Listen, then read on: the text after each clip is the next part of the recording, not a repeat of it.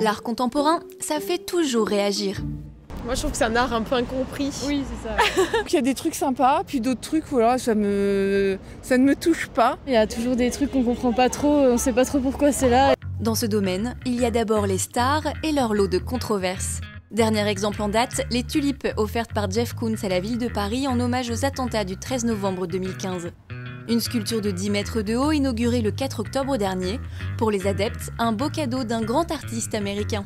Pour ses détracteurs, juste un moyen pour le multimillionnaire, l'artiste vivant le plus cher au monde, de promouvoir son image. En bref, un cadeau intéressé. On assiste depuis plusieurs années à une véritable starification d'un certain nombre d'artistes. Mais Jeff Koons n'est pas le seul à mettre en place des stratégies d'autopromotion. Et d'ailleurs, vous allez voir que c'est un phénomène qui ne date pas d'hier.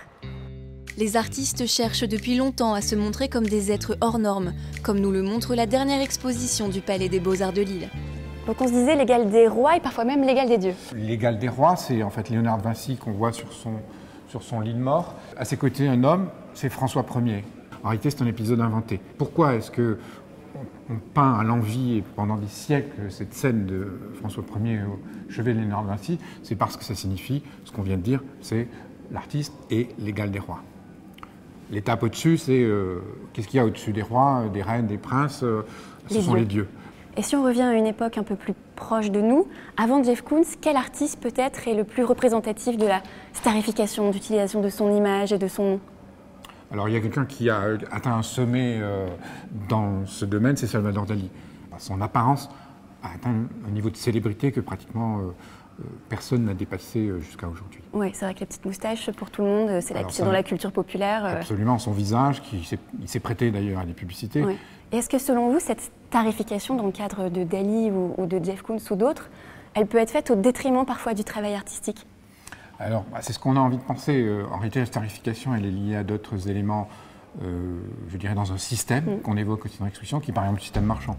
À l'opposé de cette image d'artiste star, on retrouve celle de l'artiste bohème, dévoué à son art, capable de vivre dans la misère et la pauvreté. Vincent Van Gogh en est certainement le meilleur exemple. Avec 20 000 € de revenus moyens par an, 21 000 € pour les hommes et 8 000 € pour les femmes, il est difficile de vivre de son activité d'artiste. Et c'est pourquoi bon nombre d'entre eux ont un métier périphérique. C'est le cas de Soko. Ses portraits de femmes ont séduit des galeries de Paris ou Bruxelles, mais elle n'a toujours pas passé le cap de ce qu'elle appelle sa transition. Ah oui. Je voulais te demander déjà, depuis quand toi tu étais artiste, depuis quand tu peignais, et quand est-ce que tu as vendu tes premières toiles? Donc je suis artiste depuis une dizaine d'années, mais j'ai quasi tout de suite exposé. D'accord. Donc j'ai quasi tout de suite vendu sur des petits événements, quoi. Et toi aujourd'hui tu as des galeries, tu es exposé en galerie, tu as des galeries qui te représentent, mais pourtant à côté de ça, tu as toujours ton métier de prof. Je suis prof de sciences de la santé et du social.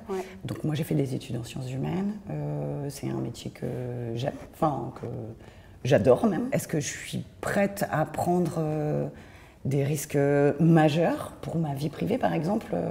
Non. Le choix d'avoir une double activité, c'est aussi le choix de garder une indépendance, de ne pas dépendre financièrement du travail artistique pour, je sais pas moi, payer les traites d'une maison ou pour faire ses courses. Quand on échangeait avant de se rencontrer, tu m'avais dit que tu étais peut-être en transition.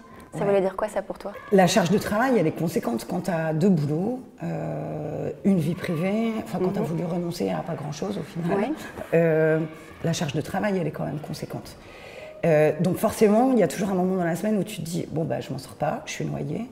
Et il va falloir que je prenne une décision parce que assurer correctement 2 missions, surtout que je les prends très à cœur, les deux quoi en fait, ça reste compliqué quoi. Donc à un moment donné, même pour ma santé, il va falloir que tu te poses. Il va falloir que je me pose un peu et que je sache freiner et travailler moins. Tout quitter pour être artiste à plein temps, un dilemme quotidien et source d'angoisse que partagent de nombreux artistes.